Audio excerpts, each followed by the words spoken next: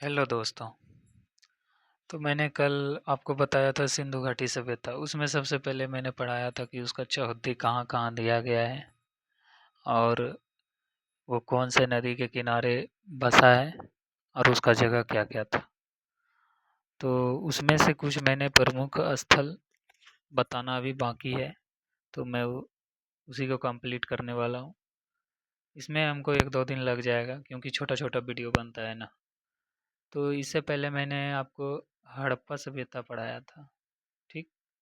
हड़प्पा सभ्यता का पूरा मतलब सिंधु सभ्यता की चौहद्दी के बाद फिर हड़प्पा सभ्यता बताया। उसमें क्या क्या पाया गया था, किसने इसकी खुदाई की थी, नामकरण किसने किया था, ये टोटल। और हड़प्पा पाकिस्तान में जगह है इसका। तो आपको एक मैप के सहायता से मैं बताना चाहता हूँ। मान के चलिए ये हमारा गुजरात है। ठीक। अ, यहीं ये जो जगह है ना,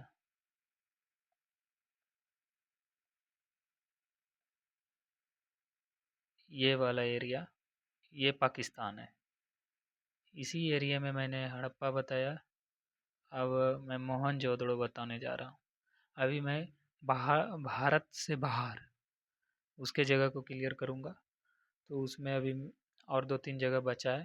तो पाकिस्तान का आज टोटल जगह क्लियर कर देंगे। ठीक। तो इससे पहले मैंने किसके बारे में पढ़ा था?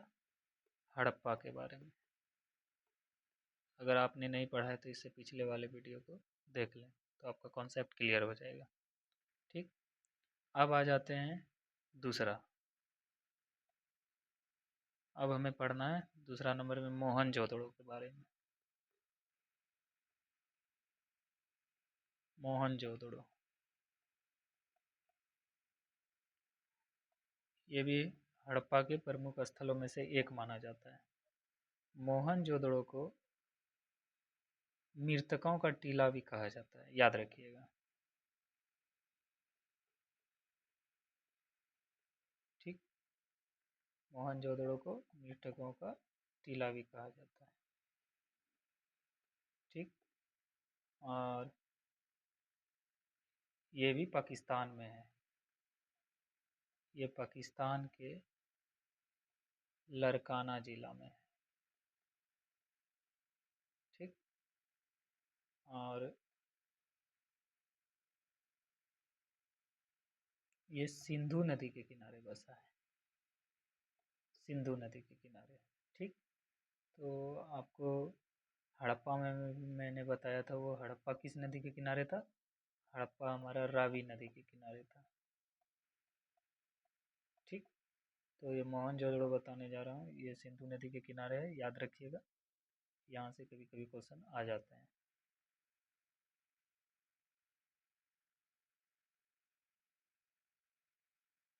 ठीक। अब आगे देखते हैं।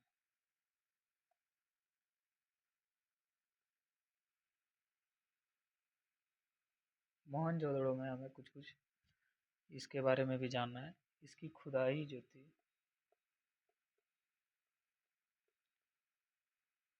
राखल दास बनर्जी ने की थी। किसने की थी? राखल दास बनर्जी, याद रखिएगा। मोहनजोदड़ो की खुदाई राखल दास बनर्जी। बस इसमें यही इम्पोर्टेंट है क्योंकि हमें इम्पोर्टेंट सब फैक्ट पढ़ना है और कम समय में ज़्यादा कंटेंट मैं देना चाहता हूँ, मैं टाइम नहीं बर्बाद करना चाहता हूँ। इसलिए आपको गौर से देखिए और याद कीजिए बस। इसमें जो है, अब इसमें देखते हैं हमें क्या क्या मिल पाया गया है, मतलब इसमें क्या क्या खोजा गया है, क्या क्या सामान मिला है। चलिए याद करवा देते हैं। सामग्री इसमें जो है, पुरोहित आवास, जो पंडित जी ने होता है उसका रहने का जगह खोजा गया था। पुरोहित आवास। अन्नागार। अन्नागार मतलब वही अनाज रखने के लिए जगह। उसके बाद स्नानागार। ठीक, नहाने के लिए। और सूती वस्त्र।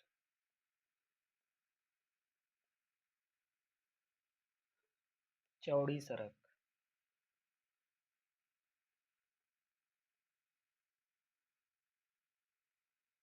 पशुपति शिव की मूर्ति। देखते जाइएगा, मैं याद करवा दूंगा, पहले मैं लिख लेता हूँ। फिर घर में कुआं, वहाँ घर में कुआं देखा गया था। ये सब क्वेश्चन आते हैं।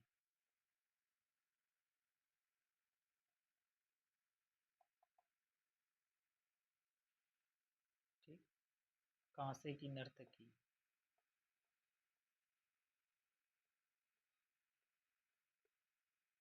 ठीक। तांबा का ढेर।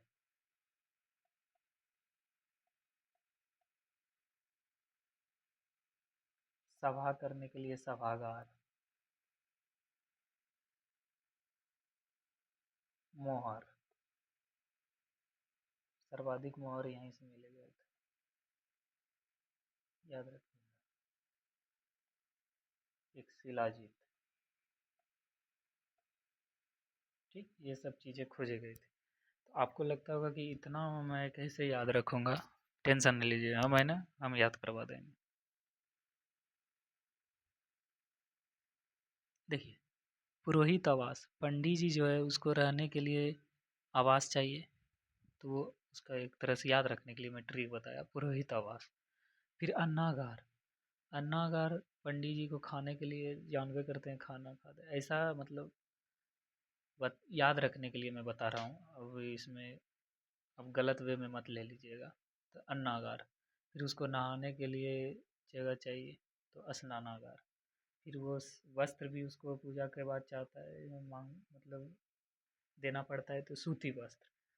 थोड़ा खा पी के मोटे सोटे हो गए हैं, तो उसके बाद चौड़ी सड़क, उसके लिए एक चौड़ी सड़क बनाया गया था। ठीक। फिर पशुपति शिव की वो पूजा करते थे। देखिए, आराम से याद हो जाएगा। पंडित जी को कहीं जाना नहीं पड़ता था पानी के लिए, तो वो घर में ही कुआं बनवाए थे। ठीक। और वो कांसे की नर्तकी को नचवाते थे। ठीक। उसके बाद वो उसके पास तांबा का ढेर का एक संपत्ति रखा हुआ था। वे फिर सभागार जाते थे। ठीक।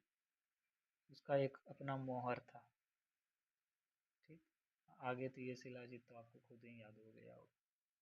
इतना चीज़ था। अच्छा, इसमें एक बहुत ही इम्पोर्टेंट फैक्ट है जो आपको जानना बहुत ज़रूरत है, सॉरी। तो अन्नागार जो है ना, अन्नागार ना बोल मतलब पूछता है कि सिंधु सभ्यता में कौन सा बिल्डिंग मतलब महल सबसे बड़ा था। तो सबसे बड़ा बिल्डिंग था हमारा ये अन्नागार। अब याद रखने के लिए मैं बता देता हूँ। पंडित जी ज़्यादा खाना खाते थे, इसलिए इसका अन्नागार बड़ा था। तो सबसे बड़ा महल, याद रखिएगा। ठीक। ये अन्नागार। स्नानागार, ये देखने में सबसे बड़ा महल लगता था। देखने में सबसे बड़ा महल कौन लगता था? स्नानागार।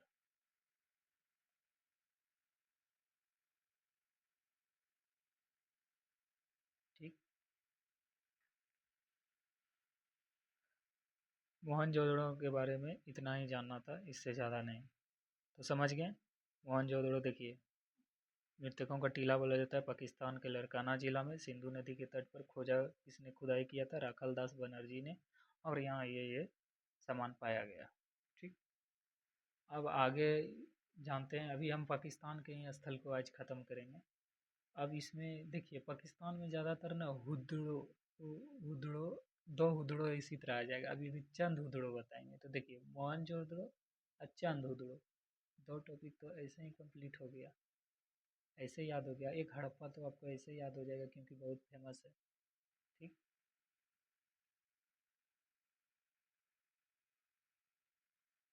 तो तीसरा आता है चंद हुदड़ो।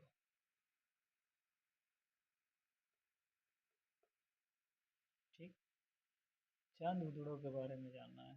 ये भी सिंध, ये पाकिस्तान के नवाब शाह जिले में है, याद रखिए। ठीक। और ये सिंधु नदी के तट पर। ठीक, याद रहेगा। देखिए, सिंधु, हुदड़ो हुदड़ो सिंधु नदी के तट पर, और एक हड़प्पा बचा उसको रावी नदी के तट पर। ऐसे याद रख लीजिएगा। ठीक, और इसको खोजा गया था 1931 ईस्वी में। ठीक,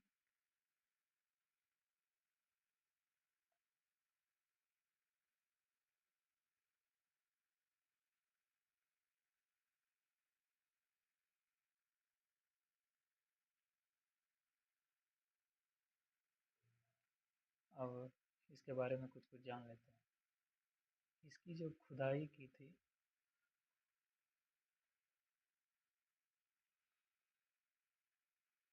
इसका खुदाई किया था, याद रखिएगा, गोपाल मजूमदार ने।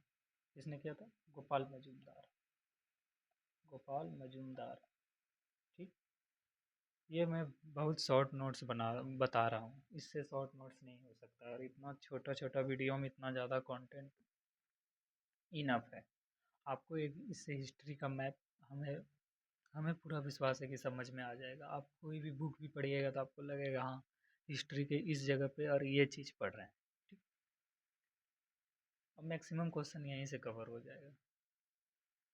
तो इसमें देखिए क्या क्या खोजा गया था, इसके जो सामग्री के बारे में। ठीक,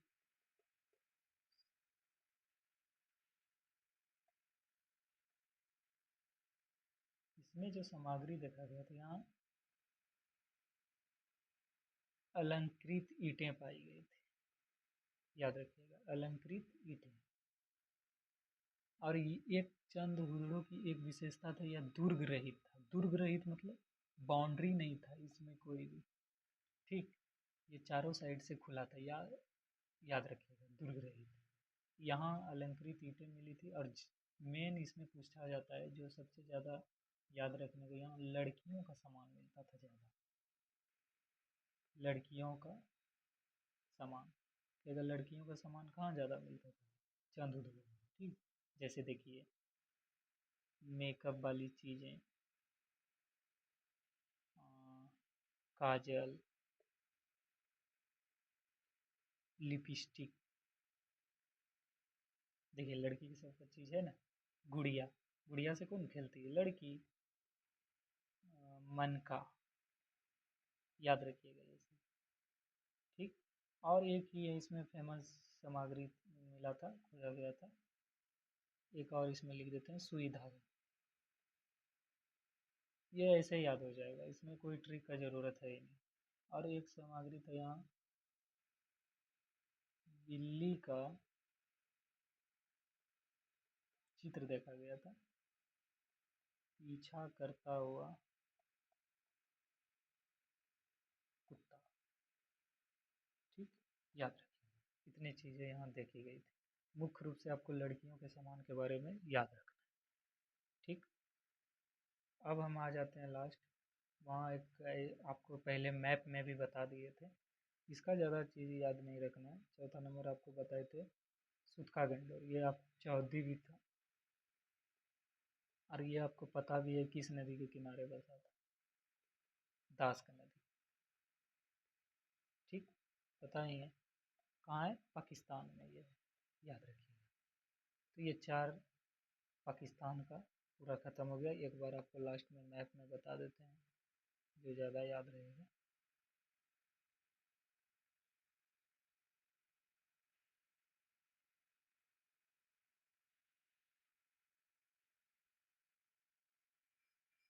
ठीक,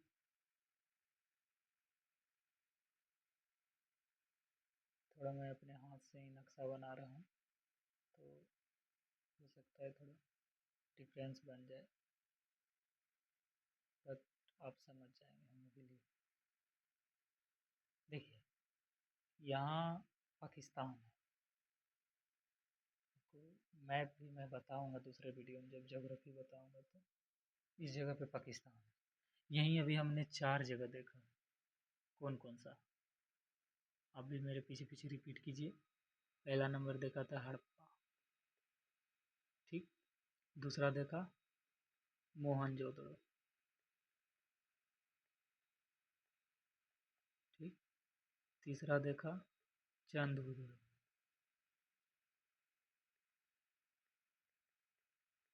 चौथा क्या देखा? सूतका गंडोर। अब समझ आ गया? ये सिंधु सभ्यता के कुछ प्रमुख स्थल थे। तो इसमें थोड़ा टाइम लगेगा ही, थोड़ा अच्छा टॉपिक है। तो इससे अब सिंधु सभ्यता में मुख्य रूप से जो भी महत्वपूर्ण स्थल थे पाकिस्तान के, ये हो गया। अब हम धीरे धीरे होंगे भारत के मतलब महत्वपूर्ण स्थल में शिफ्ट, क्योंकि सिंधु सभ्यता जो है, आपको मैं बताता हूँ, त्रिभुजाकार में 13 लाख वर्ग किलोमीटर में फैला हुआ था। और सिर्फ ये पाकिस्तान में नहीं है। सिंधु सभ्यता देखिए, अभी मैं बता रहा हूँ, सिंधु सभ्यता इससे पूरा यहाँ थोड़ा थोड़ा भारत को भी लेके फैला है, ऐसे फैला है। ठीक। तो अभी मैंने पूरा पाकिस्तान को निपटा दिया। अब अब मेरा ये भारत वाला जगह बचा है। तो अब ये भारत वाला कंप्लीट करेंगे कल से। ठीक। ठीक है गाइस, वीडियो बड़ा ना हो जाए इसलिए मैं आज के लिए इतना ही रखता हूँ। थैंक यू, मिलते हैं कल।